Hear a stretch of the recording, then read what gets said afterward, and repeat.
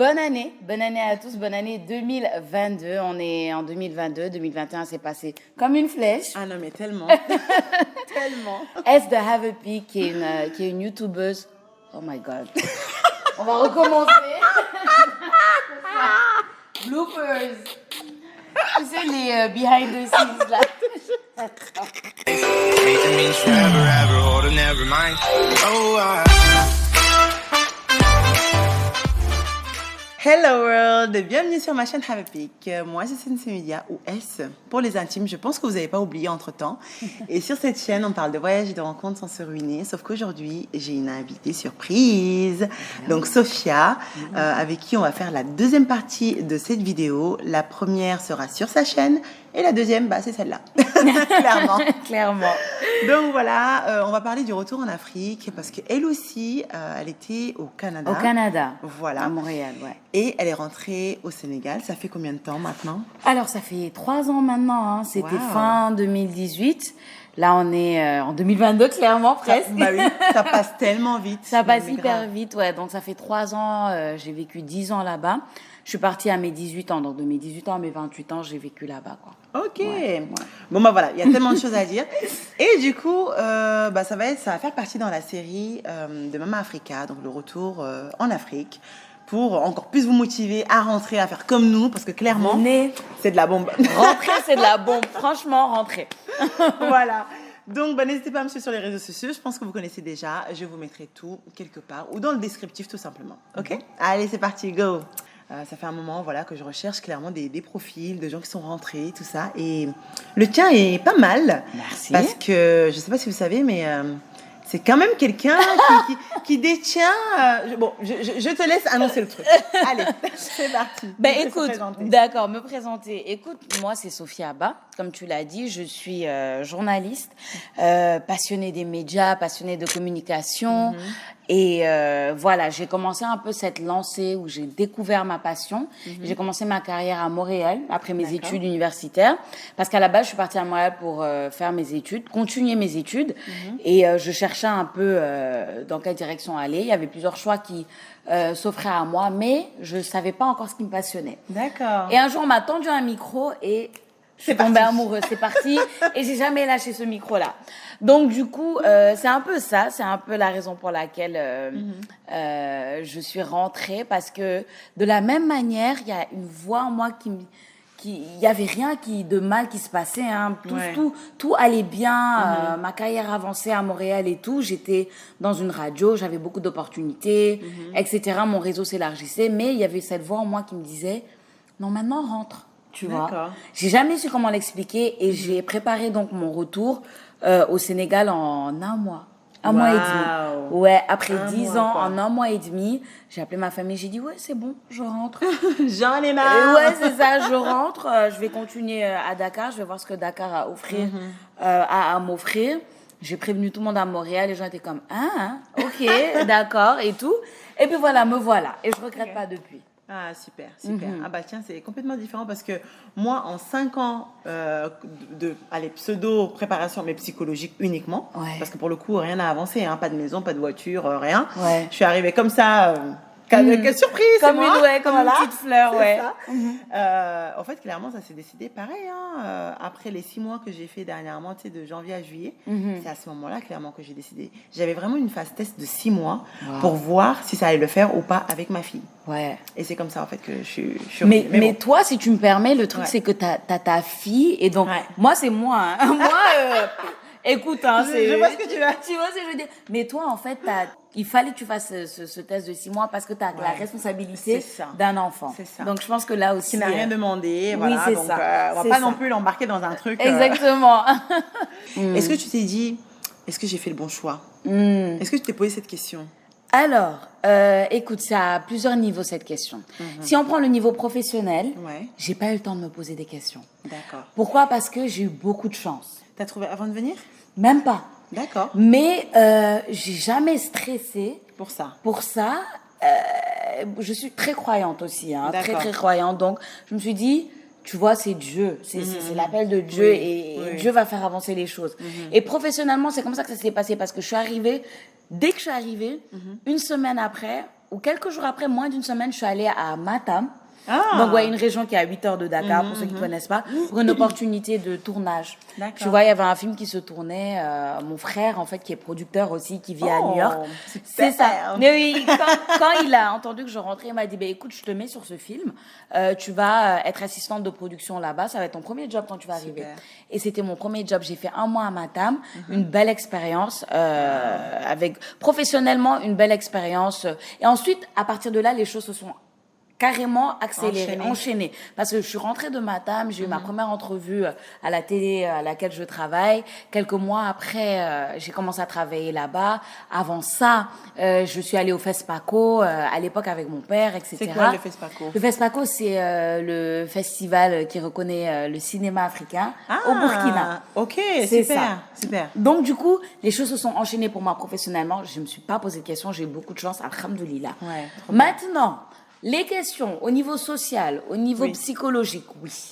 Ouais. Parce que j'ai vu qu'en fait, en 10 ans, j'étais déphasée.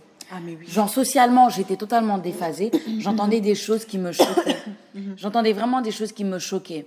Par exemple, des choses sur la femme. La femme doit faire ci, la femme doit être comme ça. Et Non, j'étais comme, parlons oh pas. my God. Parce Je que- te jure, non mais laisse tomber. En 2010. On fera une vidéo que pour ça. Que pour ça. Mais en 2019, j'avais l'impression d'être en 1950 quand j'entendais parler de ça. la femme C'est ça. au Sénégal. Et je me suis dit, mais what? Ouais. Ça, c'était dur quand même pour moi. Et ça l'est encore. Des fois, j'entends des choses, je me dis, il nous reste beaucoup Quand de chemin même. à faire quand même, tu vois. Donc ça, j'étais complètement déphasée à ce niveau-là. Socialement, il a fallu aussi que je me réadapte. Après, moi, j'ai une capacité d'adaptation quand même assez fluide, assez rapide, donc ça m'a aidée. Mais donc, c'est ça. Donc, professionnellement, non. Les choses se sont enchaînées, alhamdoulilah. Socialement, je me suis adaptée. Je suis encore en train de m'adapter. Donc ça prend du temps et c'est complètement normal. Oui, quoi, en fait. oui, Ok. tout à fait. D'accord. Et en revenant du Canada, qu'est-ce que tu as pensé ramener? Ou qu'est-ce que tu aurais voulu ramener que tu t'es rendu compte en fait une fois sur place que mince, t'as pas ça ici, t'as pas ça et que tu aurais voulu en prendre plein pour ramener, pour avoir un petit stock quoi. Je comprends ce que tu veux dire. Je comprends très bien ce que tu veux dire. Écoute, ce que j'aurais voulu mettre dans ma valise et distribuer autour de moi, c'est la ponctualité. Oh. Oh. Non, sérieusement, j'aurais voulu leur donner. Et voilà, une ponctualité pour toi, de la discipline pour toi. Non mais, J'avoue. non mais je suis complètement d'accord. c'est compliqué. Et après, je veux pas non plus être celle qui pense qu'elle revient d'ailleurs et qui vient donner des leçons. Pas du tout. Mais je pense que l'Afrique, en général, on a un potentiel extraordinaire, mais on est très laxiste. Ouais. On est trop laxiste. Si on avait, parce qu'on a une créativité. Moi, j'ai rencontré des jeunes hyper créatifs, qui ont des idées et tout, mais pour la discipline, la rigueur dans le travail, C'est autre chose. c'est autre chose, c'est compliqué. C'est une chose. Il y a la rigueur dans le travail, ça je te rejoins complètement. Après les retards, tu sais, retards, genre rendez-vous au retard, Oui. ça il y a un truc que j'ai remarqué, dont j'ai pris conscience dernièrement. C'est que tu vois, par exemple, un truc tout bête, les bus en France, ils ont leur voie de bus. Oui, Ici au Sénégal, t'as pas de voie de bus. c'est clair. Et comme il y a déjà énormément de voitures, quand il y a des bus qui se rajoutent, des accidents, des trucs, c'est-à-dire il n'y a pas de circulation, il y a des embouteillages et en fait tout le monde arrive en retard. Oui. C'est-à-dire que tu prennes ton bus, il n'y a pas de tramway, il n'y a pas de métro, bref. Donc quand Le tu prennes ton TR bus arrive. ou pas, Ouais. oui. Le TR arrive. À partir de janvier 2022. 22, ouais, c'est ça. Ça fait trop bizarre de dire 2022. J'avoue. Mais bon, bref. Donc, effectivement, il y a cet aspect-là que même moi, pareil, hein, c'est en étant sur place que je me suis rendu compte de ça. Mais en étant en vacances, j'étais là, non, mais ils sont toujours en retard, machin. Hein. Ouais. Mais en fait, en vivant sur place, tu te rends compte que même toi, tu es forcément en retard. retard, oui. Parce que les embouteillages, parce que Il y a des accidents, parce que ci, réalités. parce que ça. Ouais. Et Et ça, tu fais pas il suffit grand-chose, que en fait. tu bookes 2 rendez-vous, que tu prennes 2 rendez-vous dans la journée. Le premier prend trop de temps C'est ça. et tu es forcément en retard dans le Ouais, deuxième. le social aussi, hein, le social qui sert à rien là. Oh my God. Ça aussi, ça nous tue. Hein. Merci de l'avoir T'es là, dit. tu parles. Oh le là thé, là. le truc. Eh, pardon, à un moment donné, le social, là, ça dure Non, mais je te des dis. heures, quoi. Ça suffit. Non, mais je te dis, c'est too much, c'est too much. Donc, on a beaucoup de réalités qui sont Ouais. comme ça. Faut faire avec, des fois, faut s'adapter. Mais pas trop parce que je refuse de devenir laxiste, moi, Ouais, non, personnellement. moi aussi. Hein. Je refuse, je compte garder cette discipline. Et je pense que tu m'as demandé qu'est-ce que j'aurais voulu amener. Ouais. je l'ai quand même amené Ouais. avec moi parce que je garde ça. J'ai besoin de autant dans la mesure du possible, Oui, hein, bien parce qu'il y a sûr. des réalités, comme tu Bien dis, sûr. du terrain, on n'y peut rien. Mais dans la mesure du possible, j'essaie de garder cette rigueur et cette discipline. C'est ça. D'accord. Ouais. Et si tu es encore là, certainement le contenu te plaît. Donc pour soutenir mon travail, tu as 4 choses à faire. La première, n'hésite pas à t'abonner à la chaîne, à liker, à partager et surtout à activer la cloche. Merci et on se retrouve juste après ça. Quelles sont les choses qui te font dire que tu as fait le bon choix pour le Sénégal? Mais écoute, on est...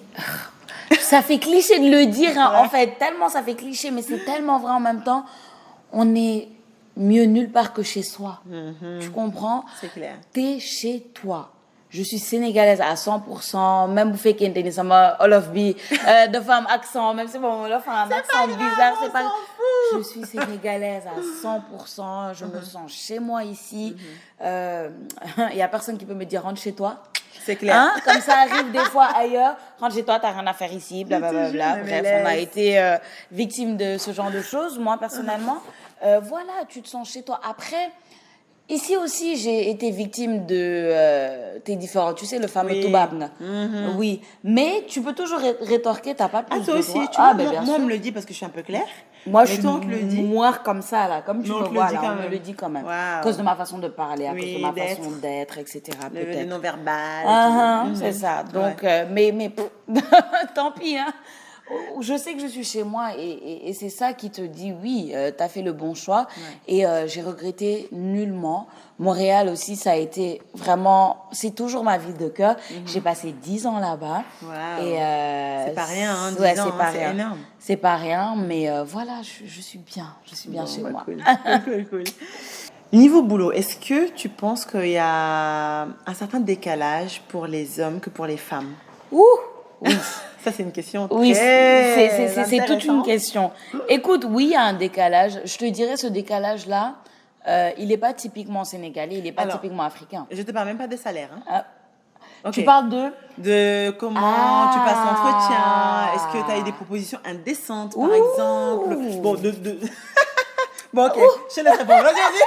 Là, c'est bon, là. Allez, parti. Non, mais tu sais pourquoi? Je suis partie parce que je suis en train de préparer des choses par rapport à ça, parce que, Ah. mais énormément. Ah. Énormément, parce qu'il y a des choses, en fait, il y a des remarques qu'on te fait ici. Et moi, je suis dans le milieu des médias, d'accord? Ouais. Je suis journaliste, je travaille dans une chaîne de médias ou deux. Et écoute, on te fait des remarques très déplacées, très, voilà quoi. Et ça passe crème. Alors que tu sais que si tu étais ailleurs, ça passerait pas. Un exemple? Un exemple, des remarques sur ton corps. Ouais. Très facile, des remarques vrai, sur ton corps. carrément. Voilà, des fois même des petits trucs qui se permettent comme ça que... En fait, non, c'est juste Ouais. pas normal. Mais culturellement, ça passe. Tu Ouais, vois, c'est vrai. entre guillemets, ça passe culturellement parce que voilà, venant c'est des pas, hommes, ouais. oh, c'est pas méchant, nanana, et c'est tout. Tu portes un jean serré, on te fait bien remarquer que tu as porté un jean serré. On voit bien tes fesses. Exactement. Alors que voilà, quoi, c'est des choses que je sais que. Parce que là-bas, on te poursuit rapidement. Hein. Mais ici, non, il n'y a pas ce truc-là. Donc, il y a beaucoup de choses qui passent. Il y a beaucoup de choses qui passent crème. Et voilà, quand on se pose la question, est-ce que c'est normal, en fait? Mais non, c'est pas normal. Mais écoute, voilà, quoi.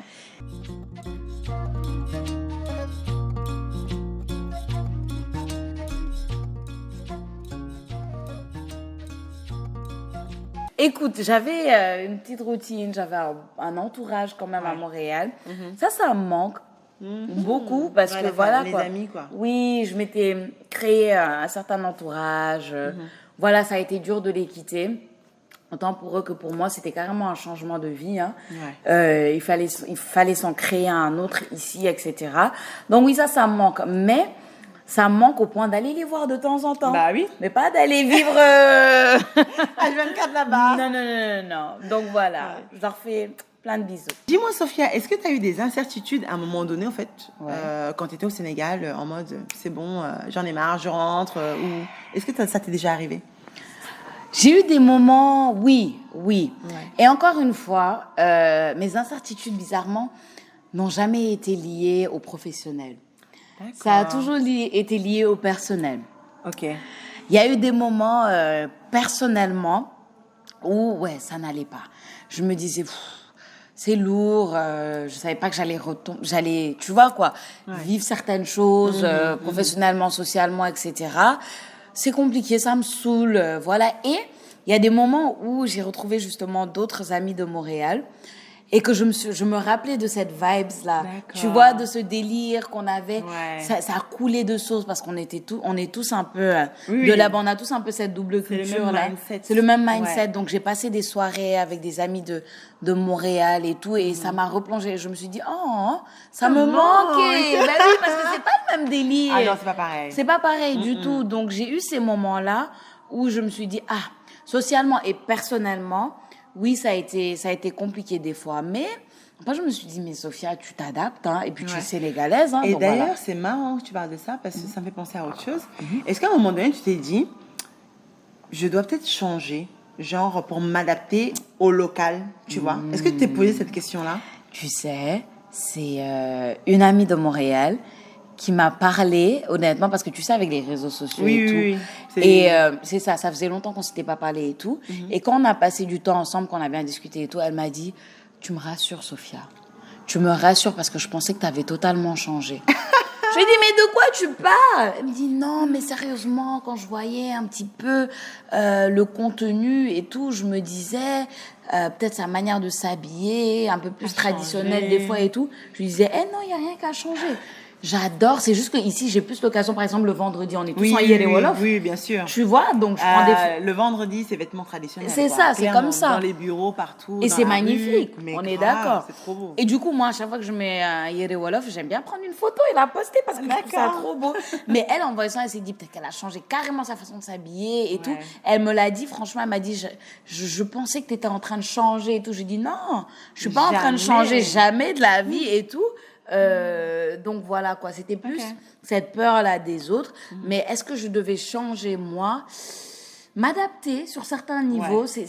Tu peux pas vendre du rêve et dire que non, moi je vais pas m'adapter, je m'en fous. Non, il a fallu s'adapter. Il a fallu s'adapter. Quel conseil donnerais-tu à quelqu'un qui veut revenir en Afrique, au Sénégal en particulier?